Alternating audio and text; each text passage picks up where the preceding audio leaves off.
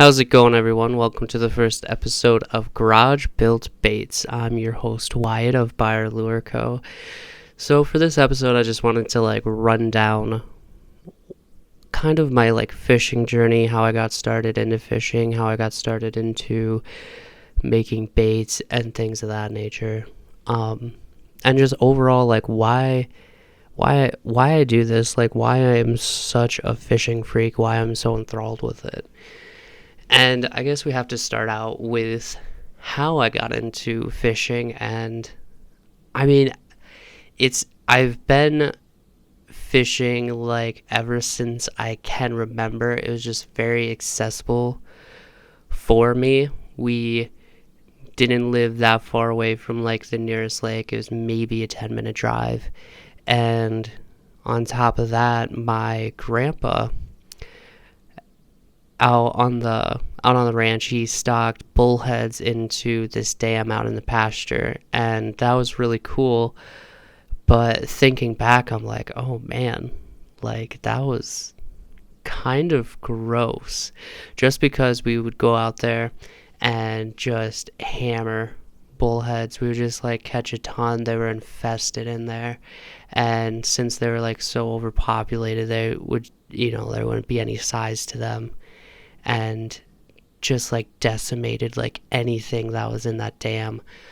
But thinking back, we would catch bucketfuls of them, and then we would go and clean and make them up. And I was like, oh yeah, I remember them being really tasty from what I can remember as a child.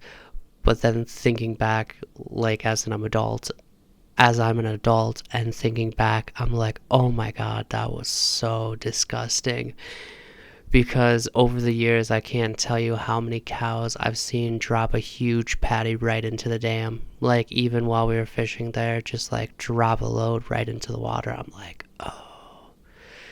Thinking back, I'm like, I was literally eating poopy fish. But that's honestly, that's some of my earliest and fondest memories of fishing. And talking with my dad now, he's like, oh yeah, he's like, his job was basically just walking up and down the bank, taking fish off lines, taking all the bullheads off hooks, and then rebaiting, because it was basically every cast. And you got 4 or 5 people fishing at once. He didn't really get a chance to do any himself because he was so busy. And bullheads have spines that can really stick you, so he didn't want any of us little kids getting hurt or whatever, or sticking ourselves with a fish hook trying to put a worm on the hook. So had his hands full. But just on the topic of my dad, he's kind of a hammer when it comes to fishing. I've learned quite a bit from him, and fishing with him now, and I have all this stuff, and I have kind of some nicer setups, and he's fishing with his little, I don't know, $60 Walmart combo. And every time he goes to Walmart, he'll pick up a couple things of beetle spins, or we'll go to a place that has a decent tackle selection, and he will get his beetle spins, and he will get floating Rapalas. But honestly, he does so well with those. It's crazy, because I remember fishing with him, and him me just having a heck of a time catching anything I caught just off the dock at this lake near our place. I remember him just catching everything under the sun. He was catching bass and crappie and pike and perch and bluegill just on these little beetle spins. There's really nothing to them. And specifically, it was an orange and green color for the soft plastic. And just hammering them. And here I am struggling. But there's also another lake nearby, and that's how I really cut my teeth on fishing for trout, because the local game fishing parks, they would stock rainbow trout in this lake every year. And my dad was just a hammer. He would catch quite a few of them, and always, not on the stereotypical stuff like power bait or inline spinners. He hammered them on rainbow trout colored original floating Rapalas. And I have literally taken that to lots of different places, and it applies like anywhere. Those stalker trout and just trout in general can be super aggressive, so it like really works well. And I don't know how, I'll have to talk to him. I don't know how he discovered that, but it's just like ridiculous how well he does on literally just those two lures. I haven't really seen him use much else, and I've like, oh, you need to get this, or you should use this, and he's just like uses those like same two things. And we haven't fished in a while. Hopefully it comes out this summer, and we can get on a good trout bite or catch some pike or something. But like another one of my like fondest fishing memories, and I think this like really hit home with me where I like really started to get interested, is we were on the Missouri River on a white bass run, and we were just nailing them, just throwing out live minnows, and we just, oh my god, we hammered the white bass. It was crazy. And I've like never experienced anything like that again. I've never really fished a white bass run again, and I know you could do super well on them, but I just remember just sitting there and after casting out on my little like folding tripod stool thing and not having to wait too long before you got a bite, and we like pulled in some like nice white bass, and they were delicious as well. And it's not really something I do anymore. Like I'm not a super, mainly I'm just catch and release, and that's like, my dad's the same way. We didn't really keep a lot of fish growing up from what I can remember. Every once in a while, but I think my dad just didn't want to deal with cleaning them. But like those are like a couple of like my earliest fishing memories. And then when I got older, when I was in high school and a teenager, me and my friend Austin, we went out to same local lake system. There's like 3 dams, reservoirs, whatever you want to call them, in my hometown, and we at this park, and we went to the one that was harder to get to and was really good for bass fishing. And I just remember a couple of times that we went where we really like just hammered them. We didn't like we were, I remember one time specifically, it was more towards the evening, and we were throwing like just whatever topwater that we could out there. We were throwing hollow bodied frogs, and we were throwing flipping buzz baits just on like our just on our spinning setups with probably like 10 or 12 pound mono, and we were missing like a ton of fish, like a ton of hook sets. And it's like, all right, we gotta wait for these fish to like really take it, and then like really set the hook on them. And it was just like ridiculous. I think going back, which isn't one of my ideas for a video on my YouTube channel, Buyer Lure Co., I'm gonna go back and I'm gonna make a movie about going back and fishing these lakes now that I have more knowledge, more experience, better gear, and see if it makes a difference. See if I can hammer them like I thought I was doing when I was a younger boy. And I just remember just hammering them, though. We caught quite a few bass, and like some pretty decent sized ones. I don't think anything was like over, like 2 pounds, but there was like some pretty solid those 2 pounders were pretty solid. And it was a pretty freshly stocked body of water too. Those bass hadn't been there that long and they got big. There's a lot of forage in that lake. You can catch a lot of sunfish out of there too. And in like the creek system that connects, you can catch a lot of quite a lot of like little 3 to 4 inch sunnies. And then another time, I remember being there with my buddy Austin, and then my little brother, and then one of our other friends. And this was right after I watched an episode of like In Fisherman, and the Storm like GT paddle bait just had come out. I had just watched like an episode of In Fisherman, and they were like just hammering fish on them. It was like ridiculous. They were catching bass and walleye. I think primarily like it kind of like they were just using it for walleye, but I remember like being like, I have to have this. This is like the best thing since sliced bread. And I was going to go out and I was going to hammer them. And I kind of did that. Like I went out in spring, like late spring, early summer, and just fishing shallow with it around weeds and whatever. And I just remember hammering them. And no one else was catching fish. I can't remember what they were using.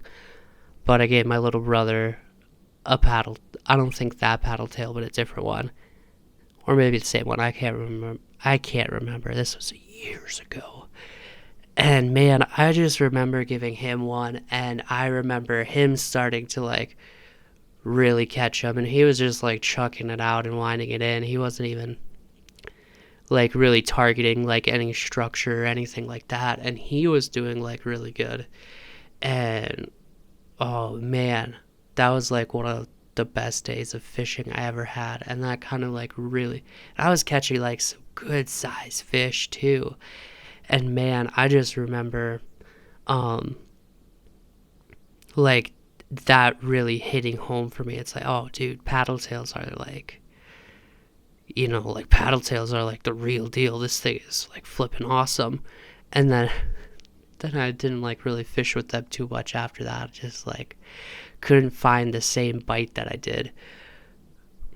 But yeah, so that's when like I really got into bass fishing, and that's when I was like, oh, I'm like really gonna get after it. And then my older brother had graduated from college and lived at home for a summer, and me and my other brothers, we all went in and we bought like a cheaper Pelican kayak. I think it was only like $250, so we each like pitched in, I don't know, however much it was. I think we went in it 3 ways, and it wasn't too much money.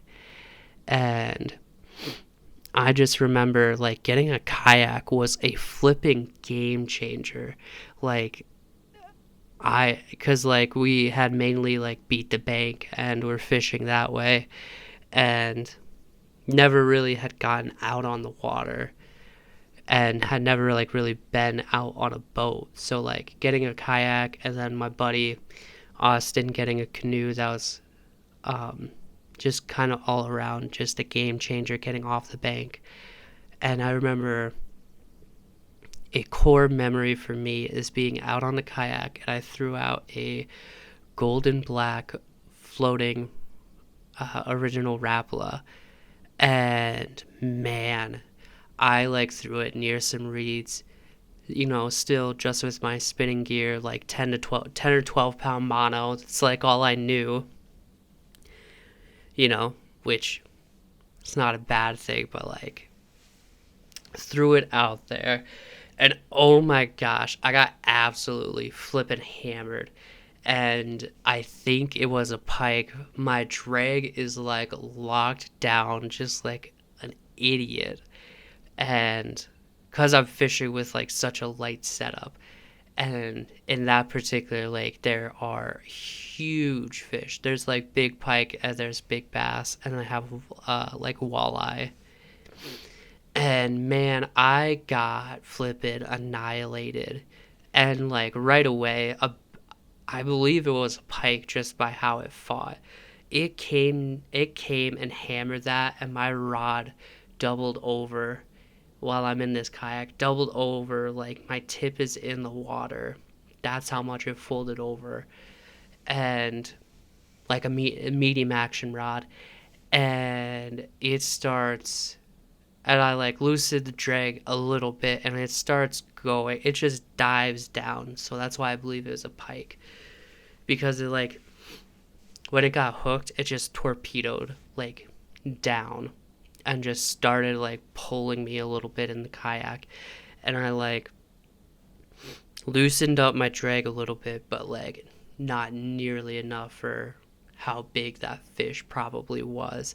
And I got, and plus just like 10-pound mono, it broke or cut me off because my rod unloaded, and here comes like the line just like floating up, and oh dude, that was a heartbreaker because that was a big fish. But I caught like other really nice sized fish there, like nice sized bass, and a couple nice size pike just from the bank and from their like little dock or whatever there.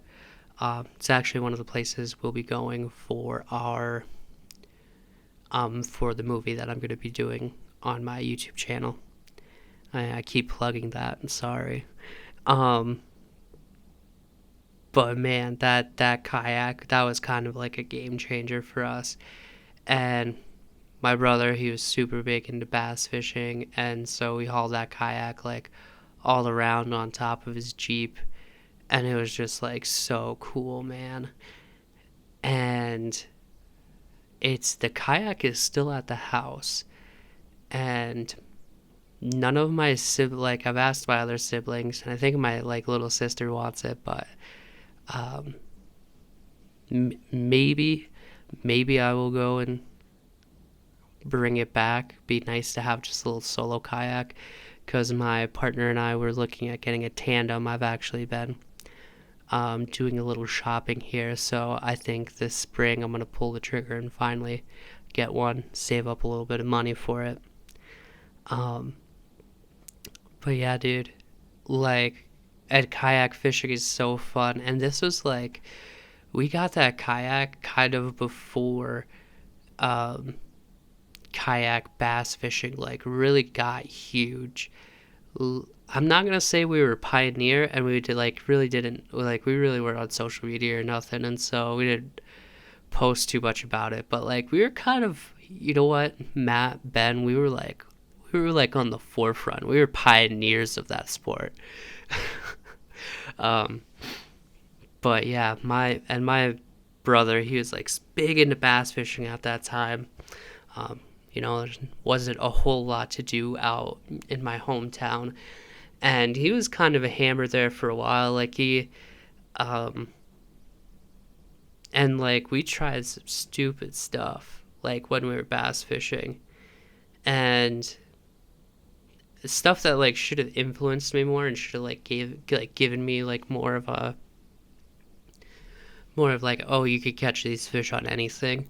Because I remember one time specifically, I had like these 10 or 12 inch culprit curly tail worms and like red shad, and I was like being stupid, and I threaded it onto like a jig, and I was like flipping it out there just fishing from the dock, and my brother's like, that's stupid, and he like takes my rod and he like casts it out, and he's like, we're like dragging it on the bottom, working it back, and like a 12-inch bass just hammered it, and it was so dumb. It was such a small fish, and just like for this like big 10-inch worm, and I'm like that's stupid.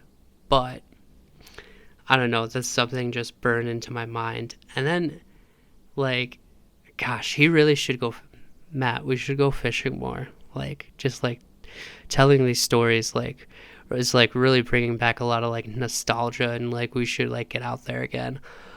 But he caught this huge bluegill out on the kayak out at this lake where I lost that pike. He caught this huge bluegill on a chartreuse blackback KVD 1.5 square bill. Wow, that was a mouthful. That was very specific too. But on 1.5 KVD square bill, and that was just like ridiculous. That was like such a big fish, and like it's not like a huge crankbait, but that like bluegill wanted it. And just like I have like other just like kind of like interesting catches like that. But like I don't know. Even though all that stuff's interesting, like I have like plenty more stories I can tell. But those are like just like sitting down and brainstorming before this episode. I was like, all right, like what are some of these like core memories that like led into me like really being into fishing? And those are a lot of them. And then I really got into it when I was in college, and I didn't have like a lot of access because I was like a really big gun nut, and I was like really big into hunting, and I didn't really have access to that when I was in college. I was on like the trap shooting team, but I was also a part of the fishing club, and fishing was just like something that was more accessible to me because I could just go whenever I wanted. And I went to South Dakota State University in Brookings, and they have like a really good pond out there, or like I don't know, it's like a man-made lake pond thing, and it actually used to be the landfill before it got filled in, and then they made it into this nature area. And you can rent kayaks and canoes out there, and there's like a lot of fishing opportunities. There's like a ton of different things, like a big variety of like fish out there. There's um carp and pike and rainbow trout and bass and bluegill and perch, and I think they have crappie, and they have big catfish. My partner caught a big channel out of there.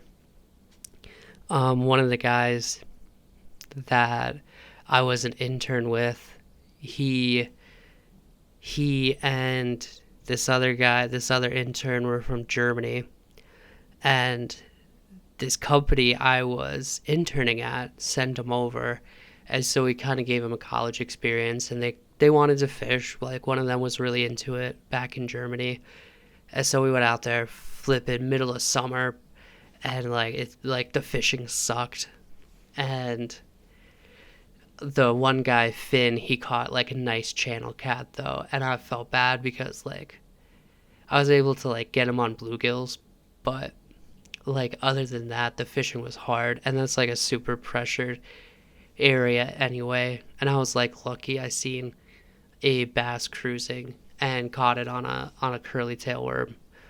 But dude, that was so hard. But they caught like one good fish. And what kind of solidified like me really liking bass fishing, even though it's not super popular where I'm at, like the Midwest is like very much like walleye fishing. Like anybody, and like out here where I am now, it's like super big. It's like there's big trout fishing and fly fishing culture. And yeah, like dude, don't get me wrong, I'm like I consider myself more of a multi-species fisherman now. And like that's why this podcast will be so broad, is because I have all these different interests in fishing. And trout are fun, but I mean, I just like want to catch like a huge one and like throw like big baits at them now. I don't want to like be throwing like these little, size 20 like flies at them. I want to throw like like a 5 to 6 inch bait in their face and see if I can get the biggest one in the body of water. Back to the nature park, back to the pond. And so Like, what really solidified like bass fishing for me there was um knowing that there was bass in there, and then at the time being in college, I had like my class schedule was pretty relaxed and I had a lot of free time to like do my own thing. And so one of the things I was doing is I was watching a ton of YouTube. And specifically, you know, back in that like in high school and then my senior year of high school and then my freshman year of college, I was watching a lot of YouTube and I was watching, 2015, 2016, I was watching John B. and I was watching Flair and I was watching One Rod, One Reel, like mainly those guys. And just watching them bass fish, and I was like, man, it's like I can do that. And like it was something I was drawn to because I could see, them just like catching like lots of fish through the magic of editing and everything, and then like catching like some like really good sized fish too, because I wasn't on like social media a whole lot then, and I didn't like really realize like how big that these like bass could get. Like I had like more familiarity with like how big like pike could get and everything like that, but I was like, all right, I'm gonna go like more into this, and got more into um, bass baits and throwing bass baits and things of that nature. And I remember my girlfriend, she actually got me my first bait casting combo. She got me a Lose American Hero, and I thought that was the fucking cat's majamas. I thought that was the bee's knees.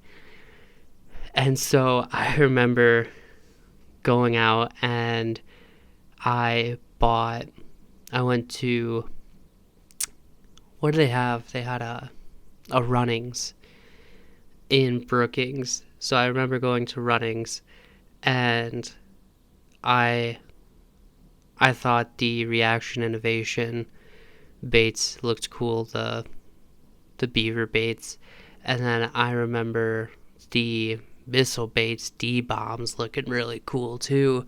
So I got both of those in green pumpkin, and had some lead weights, and I had some extra wide gap hooks, and I Texas rigged up one of those missile baits, D bombs, and flipping out next to a dock and catching a like really nice bass. It was probably about 3 pounds, and it was really funny because I repeated that success a number of times with that same bait, flipping that same dock at the nature park and pulling out nice sized bass out of there. Like I've seen some like really nice bass come out of there.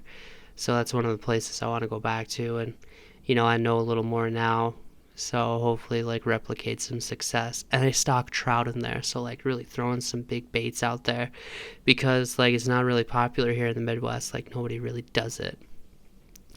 And so I remember replicating a lot of success doing that, and then just like Texas rig pitching, soft plastics around structure, around weeds, and around docks, and or like flipping a jig around and like dragging it, because a lot of that was like a gravel bottom, it seemed like. And man, like I remember having a lot of success just doing that. And so to this day, like jigs and Texas rigged soft plastics are like some of my favorite things to use. But one of the first times where, no, it's like the second time I was like replicating the success pitching a missile baits D bomb at this dock. There was this like a really lovely couple and their like really cute baby taking like baby pictures, and this this dad, I caught this bass, and it was like real quick. I had just got there. It was like my first cast, and I caught this bass, and it was like, it was like a 3 pounder, and this dad comes up, and he's like this like little Asian guy with his kid, and he's like, "Oh man, that's like a big fish." He's like, "I've never seen a fish come out of here like so big." And I'm like all hyped up like about catching this nice bass too. And I was like, "Oh man, dude, like thanks. This is like a really good one." And he's like, "Oh, can I get a picture with like you and the fish?" And I'm like, "Of course, man." Like, I was just all jazzed, and he was excited. And dude, this fish was like longer than his kid. Like, and I had this like, we were like standing next to each other, and I had the fish right next to his baby. And man, I should have asked for that picture because, oh, dude, it's just like, it's kind of a funny story, but like also, like I kind of want that picture because it's like a really good memory for me. It just like, um, people like when you're out fishing are usually like so supportive. And it was just cool. And then I was like going to release it, and he was like, "What? You're letting it go?" And I was like, "Yeah, man, I don't really keep them." He's like, "Oh, dude." It's just like. It's like, oh man. It's like, no, I don't really keep fish. I was like, I don't think you can really keep them out of here too. I think they're mainly catch and release at that nature park. Um, but that's when I really got into fishing, and then like I consider myself a multi-species angler, so um, like I have a life list of like all the different fish species that I've caught, and I was very fortunate this year to like add quite a few new species to that list. And I think a lot of that has to do with like just trying new things, trying new techniques, new baits, seeing what I like, and just like being just like a more better like a speak a like a better rounded angler. Um but man, I could just like go on and on about that. But like let's get in, like I don't want this podcast to be like we're already like a half hour in, and I'm like I don't want this to be 2 hours. So we'll get into like how I got into like bait making, because that's kind of what the core of this podcast is going to be. Um but around the same time, about when I first like really got into fishing, and I was still living at home, senior in high school, and I was watching a lot of YouTube, and I can't remember if he was around then, but like a big influence um, at the time, and still is Marling Bates. I really liked his YouTube channel, and I seen that there's these people out there that are making baits. But I think before I discovered him, before like there were really bait makers on YouTube, or maybe he had just gotten started, I was at home, and I was like, I'm more into fishing now. I've had some success. I was like, what if I try to like make a fishing lure? And I was like, all right, like I don't know like what the heck I'm doing. I know I need like some wood, some paint, like a way to attach the hooks, and like go from there. And I can't like even remember like what like my whole process. But what I remember specifically is I had I had some like I wanted to make a walking stick, and so I had some wood um in the garage drying out. And I was like, I'm still an odd person. I don't know why I needed but I was like an odd duck as a teenager, I feel like, and I still am. I think my girlfriend would agree with that. It's like you're kind of a weirdo, but I was don't know why I needed a walking stick, but I was like, all right, like I cut a piece. It was a pretty long branch just from like a tree in the backyard, and it was drying out, so I cut a piece off of it, and I went ahead and I started with a pocket knife and like a box cutter. I started like making a shape, and I was like looking at a Rapala original floating, and I was like, all right, it's wider at the top and it comes down. So I made this like jerk bait, and it's like fairly large. It's like about like 5 inches probably. And man, I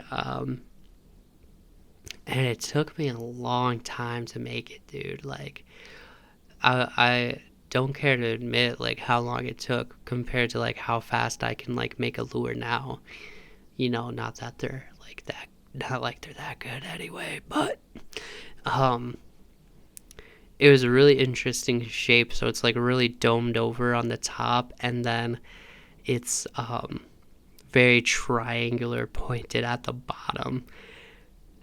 But dude, the thing had action though, and I think originally what I did for a bill is I just took a pop can and I just like cut a piece out, and I like folded it over a couple different times to like make it more rigid, but I could like still adjust the bill and play with it. And I thought it was like that was like next level. I thought that was the coolest thing. Um and then I went ahead and I spray painted it. I did like red on top, orange on the bottom, and then I took a Sharpie and I um did like little like fire tiger like stripes on the side. And I was like, oh dude, this is cool. This is next level. And was just like super confident in it, which is crazy to think about. Just had a lot of confidence in my abilities. And like looking like I still have that bait. And it's like looking back, it's like not that good of a bait, man. It There's still like big chunks of wood that I didn't let like I carved out and like didn't sand over, so it's like lots of big chunks of like wood missing, like where I carved it out. And where I glued in weights, those are like visible. They're like I just like glued in I think some BBs, and they're like visible on the bottom. But like dude, I actually weighed it like really good. Like it floated, but it floated level in the water. I think it's a little bit head down, but like level in the water. And then I had like these little screw eyes that I super glued in, and then I sealed it with I think just like a polyurethane rattle can, and then that rattle can spray paint job. But like the first time I took it out to this like small lake, and I took it out to the small lake that has like a lot of, I think they got walleye, and then they got like a lot of pike in there, like a lot of just like little small hammer handle pike. And um dude, like I threw it out there, and it had like a really good action to it. It had like a really good like wide wobble to it. And I mean, I've since retired that bait and I've hung it up on my fishing sign. And I got absolutely hammered because I was swimming it right by a weed line, and I seen this pike follow and got absolutely lit up by that little hammer handle pike, and caught a few more on it after that, just like replicating that success along the weed line. and like, fishing shallow. But man, that was so cool. And I was like, all right, I'm a bait maker now. Like, this is like what I'm going to do. And didn't have like a ton of time like to make lures in college, but I made quite a bit of lures at home. But just looking back at like what I made, I was like, oh my god, these are bad. These are like real bad.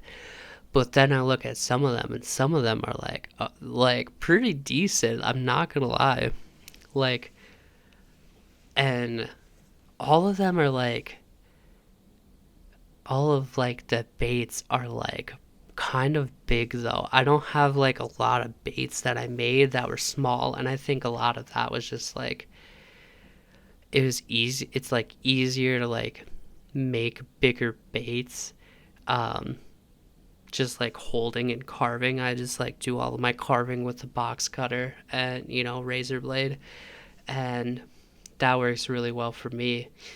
But oh man, just all of my baits are kind of big, and I'm actually gonna like some of them that I have, I'm going to like redo them and like put them up on my YouTube channel, and I think those will make cool videos.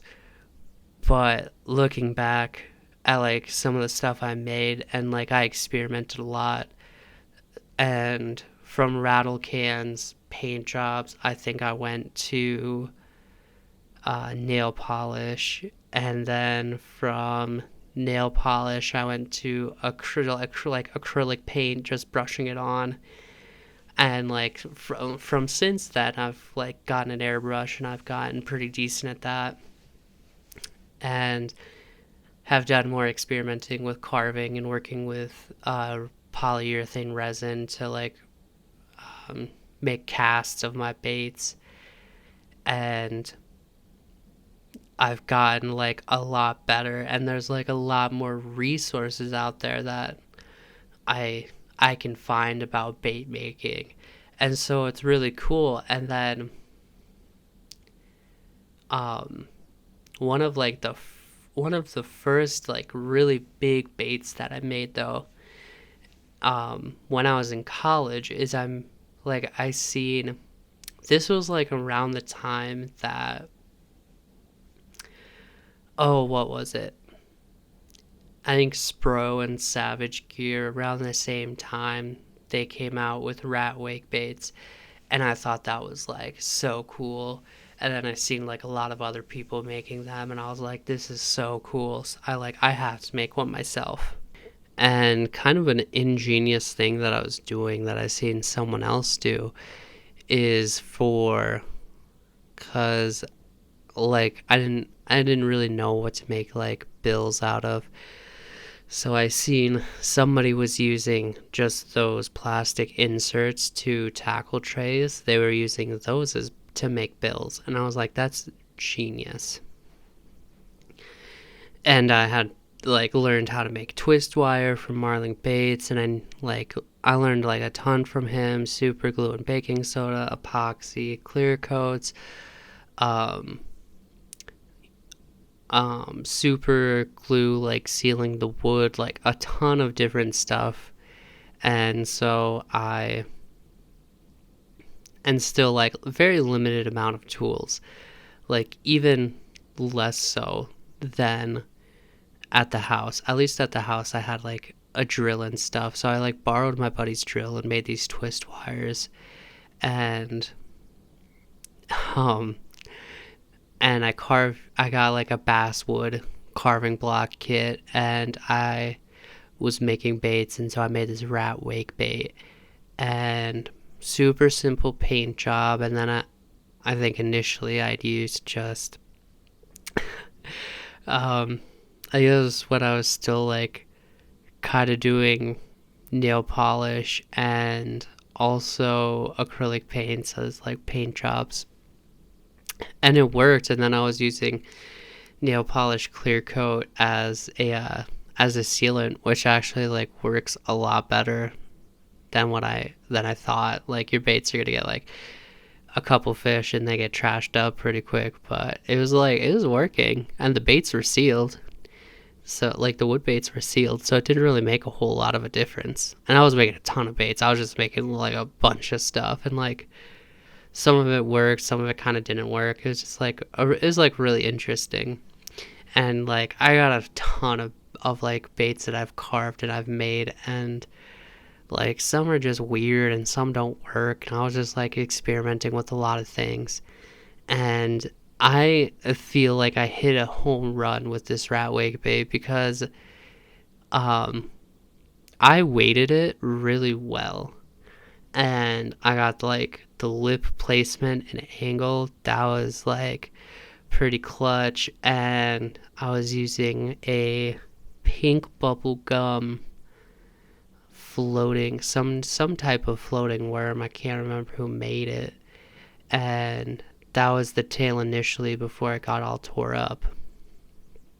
But dude, I still fish with that rat wake bait, and I threw that thing a lot. Like, it's like gotten beat up a little bit. It doesn't have like a ton of rash, um, but like some of the paint's chipping, and I've like super glued over that. I think I'm probably gonna end up repainting it for a video and like putting a new clear coat on it. And like I've done that. That'll be my third time, like repainting and clear coating that lure. But I think each time it gets like the paint gets better, and obviously like the clear coat's gonna be better now. But the first fish that I caught on it was at that nature park. That was like where I predominantly fished, like in college. And dude, I think it was kind of a fluke. Like, and the bait weighed just enough for like that Lew's rod that I had. And I was just throwing straight braid at the time. I think I was like throwing like 20-pound braid, which like worked great for me. I still really like braid.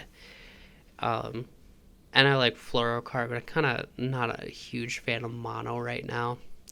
And neither is my girlfriend. She's like, hate mono. She has a lot of like really good fishing opinions, and I just love it.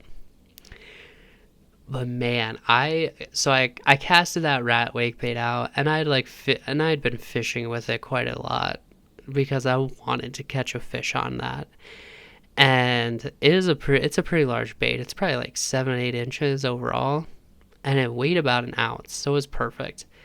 And I threw it out there, and I honestly think this first fish doesn't count because I threw it out there, and then I set my rod up against just like this little bridge that goes through. I just set it up against the railing, and I was doing something else. I can't remember if I was rigging up another rod or something. But I cast it out, and I was like, oh, I'm just gonna let it sit there. Like, I was kind of like losing confidence in it, and I grabbed my rod again, and I'm looking out, and I was like, all right, where'd I cast it? I'm like scanning the water because you could see the bait. It's like pretty big, and you could see the tail and everything. And I was like looking and scanning, and I was like, dude, where is this thing? And then I reel in a little bit of slack, and then I see like my line like going one way, and I like set the hook into this fish. But like why I don't really consider it, I didn't catch it, while the rat was in motion or anything. And it wasn't a very big fish. It was maybe like 1.5 pounds. I kind of think it was going after the tail, which was a worm, versus like the whole rat overall. So I don't really consider it like, I don't know, it's my first fish on that bait because I did hook into it, and I was like super stoked about it. But I know I think it's kind of a fluke. I think it's going after that worm. And then like down in Florida, like I did a lot better on that bait, which is like really cool.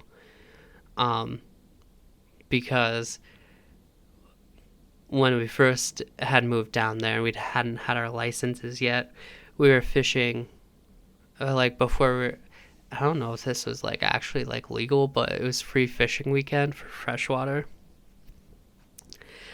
And so we had gone out to like a local lake, and I was kind of throwing like a lot of, there's a ton more pressure down in Florida than up in South Dakota and in the Midwest. And so I was like throwing what I knew. And I had a different rod at the time. I had an Abu Garcia Veritas that I bought off a marketplace. It was like 7.6 medium heavy. It was like a really nice, it was like a pretty like nice rod. And then I was like still throwing braid, but I was throwing it on the reel that rod came with, which was a it was a Pro Max. I've since broken that rod, and I've since got rid of that reel. But the first fish that I caught down there, the first bass that I had caught down there was on that rat wake bait, which I wish I would have thrown more down there. I wish I would have like thrown like, there's like when I was down there and like the fishing was hard, I didn't have as much confidence like in my own baits. So I was like, reverting back to like my other confidence baits, which Texas rig, a jig and a frog. But man, the fishing was so hard. I didn't catch a lot of fish down there, and I didn't fish as much as I would have liked to. That's like probably one of my biggest regrets because I worked a lot. But man, it's like, dude, work is whatever. Like, I wish I would have fished more. Man, I should have. Like I said, one of my regrets, because like work is whatever. Money comes and goes, but like to like you don't make like as good of memories at work as you do out on the water. So I wish I would have thrown that bait around a lot more. And thinking back on like my bait making journey, and I was talking to my girlfriend about this the other day. I was like, man, I have like stuff out there that I've gave away, and some stuff that I've sold because I thought I was, because like especially early on I was like, oh, I'm a bait maker, like I want to like sell my baits. And I'm not so much like that. I'm like, if I sell a few like here and there, that's cool, help support my hobby, but like mainly it's about getting out there and catching fish on my own stuff. And that's like going to be a huge focus for me this year.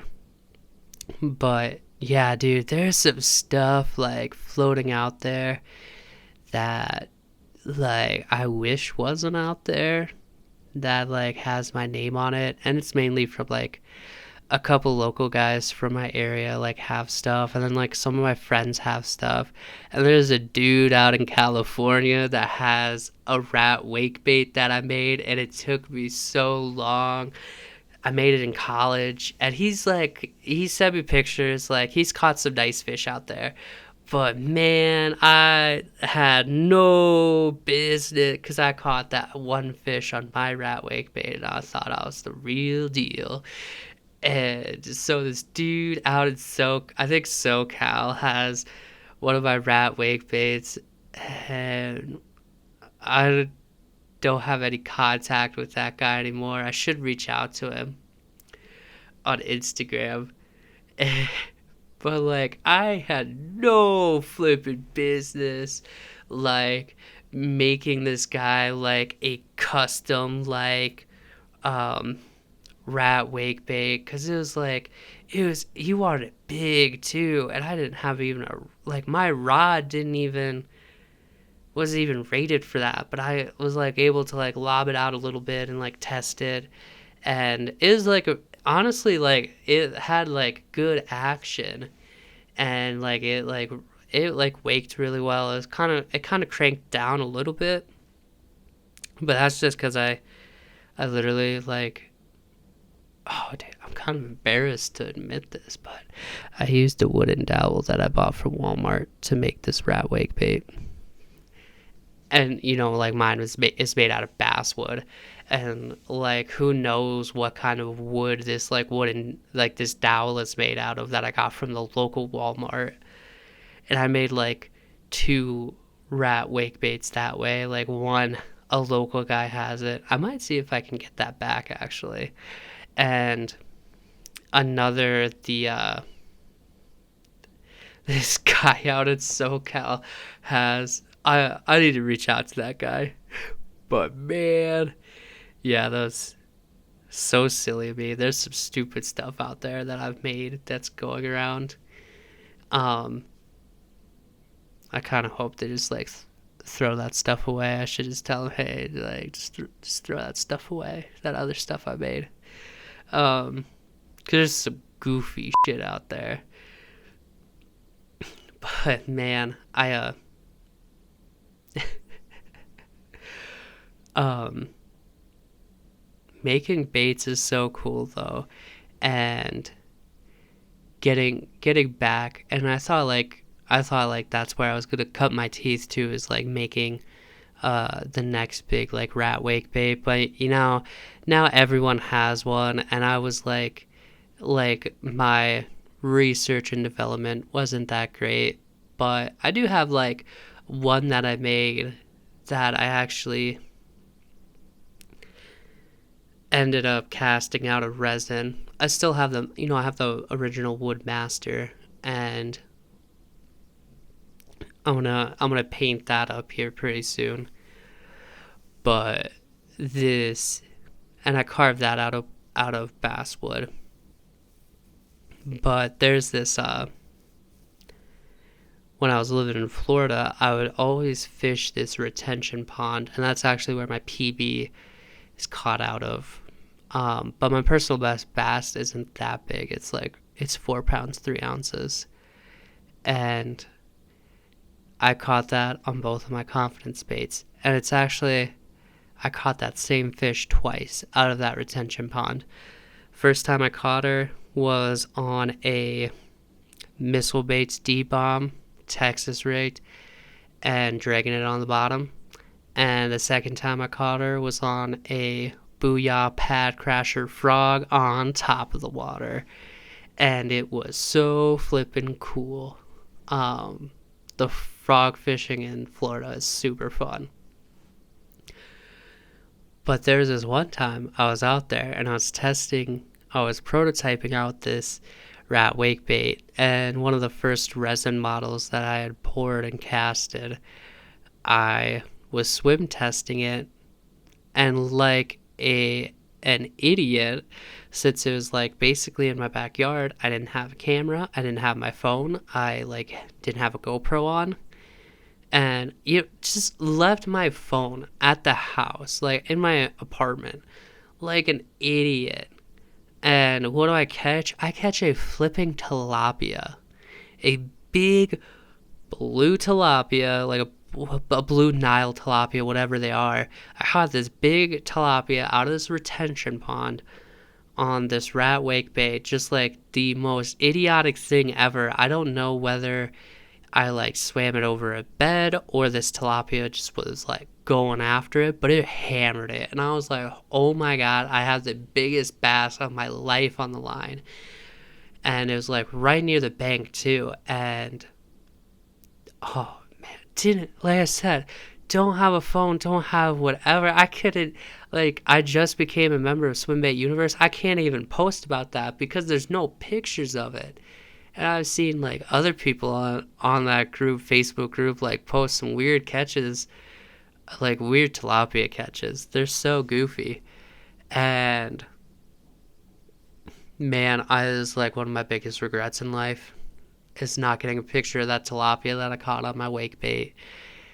Um, but yeah, that swam pretty good. But I don't even, like, I have the master, but that first mold wasn't very good. I cut it up and used it to make my banana lure mold. Yeah, I cut it up, used it as filler. But that banana is pretty flippin' cool. That that top water banana, it has like a really good walk the dog action, and it's just like the most stupid lure. It's like it's really a novelty, and I haven't fished with it as much as I should. I just like need to go fishing more in general. Um, but yeah, um, I have a lot of fishing regrets for Florida, and since then I've moved back to South Dakota and have had like a lot of success this year. I've had like a lot of milestones, and I'm very happy about that because I've decided to put more work into my hobby, my passion, lure making and fishing, and that led me to develop the banana lure and work more on my painting and everything, which has come a long way. Work on finishing a bait, that was like one of my biggest things, is like, man, I don't know what to like. I was like honing down my like clear coating process, which has been pretty good. I'm not like completely happy with it. I'm gonna try some other stuff. Because right now I've just been using like 30-minute epoxy and putting it on a um, actually my rod dryer that I have a dowel hooked up to, and that does a pretty good job. And I can pop bubbles with my girlfriend's hair dryer. I actually use it more than her, and I can pop like bubbles in the clear coat using that. So it's been really good. But I wanna try this other thing that this um, I sent out a Do It swim bait blank, glide bait blank to this guy from Swim Bait Universe that I had met, and he suggested using this other stuff. So I'm gonna try that out. He says it goes on thinner, and it's like you can dip lures into it. And since then, I've watched YouTube videos like that's if I'm gonna make a major purchase, I have to like really go in depth about like, because it's kind of a spendy. I have to like go in depth and see reviews, see what other people say, see pros and cons to it. So I'm very excited to be trying that out because I was gonna like do a whole flipping like UV resin setup, and this looks like it's gonna be a lot easier. But yeah, this year I've really gotten into doing doing what I like more, which is creating content, making fishing lures, lure painting. I've got really into that this year, and or this past year, and I like really don't consider myself like a huge like bait maker, if you will. I will like I have sold like baits here and there. I've sold like some of the baits that I've painted for this past year, and I've sold a couple of the banana lures that I've casted.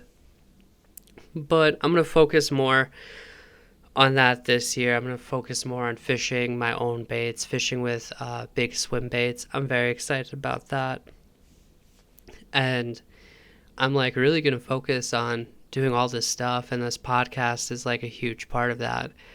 And fishing has been something that's always been there for me, and just expanding that into different aspects of fishing, because now I make my own rods and I paint my own lures and I make my own lures. I have some like really cool ideas that I'm doing. I have some really cool baits that I've made already, and like all these great ideas.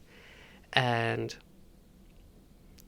I get like it's something that's always been there for me, and I've had like some really tough times in my life, especially like with my mental health, and like fishing has always been that escape, and it's been something that I can fall back on. It makes me happy even if I'm just out there on the water and not necessarily catching anything. It's just like just being out there is like my favorite thing in the world besides my girlfriend. And because she likes to think that like fishing comes over her a lot of time, but it's literally my favorite things in the world are her, fishing and lure making, all those aspects, and then everything else. Um, just so she's aware of that. And it's always been something that's been there for me. And there's so much more to it than just throwing out a lure or throwing out bait and catching a fish. Like, and people that don't fish and like aren't out there and don't understand like all the different layers to it, and there's so many different like niches in it, like within fishing in general, and it's all fascinating. And I'm just like and just like part of it is in like my free time, I'm looking at fishing stuff, I'm looking at baits, I'm like consuming different media, podcasts, videos, things like that. Like it's like all encompasses my life. So like that's why I do this. That's why like I have the small YouTube channel. That's why I'm like starting this podcast. That's why I make my own rods. That's why I make my own baits. I'm just like totally enthralled in this sport. So, and this podcast is like the perfect platform for me just to like sit down and just get all of my thoughts out there and just ramble. And I think I already have like somebody lined up for as like my first guest. Like he said he would do it. We just gotta like schedule out something. So I'm super excited about that. But anyway, this is Garage Build Baits. I rambled. We talked about a lot of stuff. You got to know me a little better, whatever that's worth to you. But thank you so much for the listen. If you could give me a rating right now, we're on Anchor. That's where I'm putting the podcast out through. We're on Anchor, we're on Spotify, and we're on Apple Podcasts. So please go give me a rating. That would help out a ton. And then go and follow and subscribe and share this out with your friends. Be like, hey, listen to this podcast. Listen to this guy talk about fishing and bait making. It's like kind of cool. But anyway, thanks so much for listening, and we will catch you for the next one.